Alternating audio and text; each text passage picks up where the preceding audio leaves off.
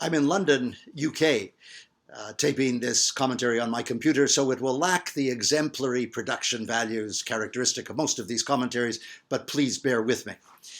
You will know that 10 days or so ago, AIDS Free World held a press conference in New York, remarkably well attended by the media, print, radio, television. I was truly surprised by the numbers. We held a press conference to launch a campaign, we're calling it Code Blue, to remove immunity for sexual exploitation and abuse committed by United Nations peacekeeping personnel, those personnel who report up the chain of command directly to the Secretary General and are protected in principle by immunity rooted in an ancient UN convention that dates back to 1946. Preposterous, I know, but true nonetheless. Now, the press conference was excellent, the experts were excellent, and it was anchored by my co-director, Paula Donovan, who is the architect of this initiative and who answered every question fully and completely.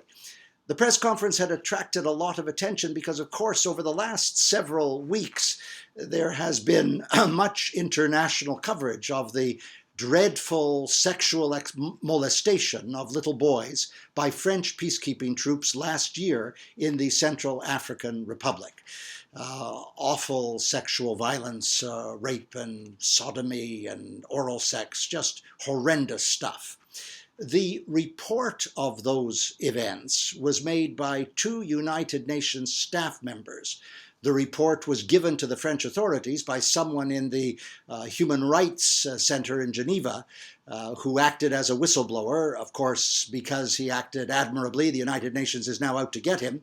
And the report of those incidents, those terrible incidents, was leaked to the Guardian newspaper in the United Kingdom by my colleague Paula Donovan in order to get the kind of coverage internationally that it deserved, since nothing was being said about the report that everyone knew existed. Well, as you know, all hell broke loose, and the French government is now accusing the United Nations of perfidy, and the United Nations accusing the French government of delinquency.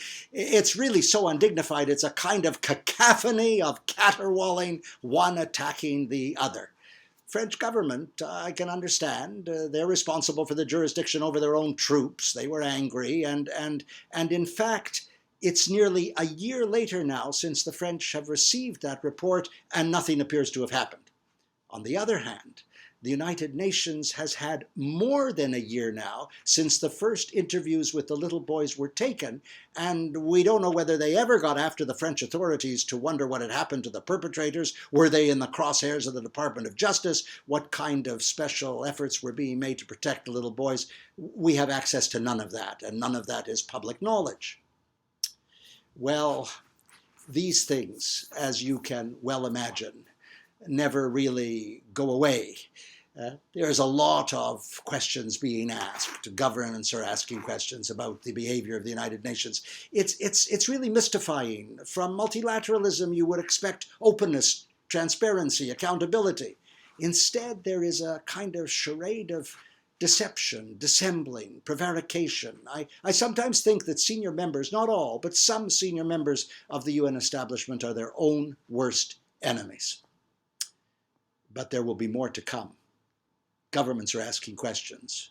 Journalists are making inquiries. There will be fresh revelations, no doubt. If you want to know all of the background, please visit the website we've constructed for the purpose called codebluecampaign.com. That was last week. I'm Stephen Lewis.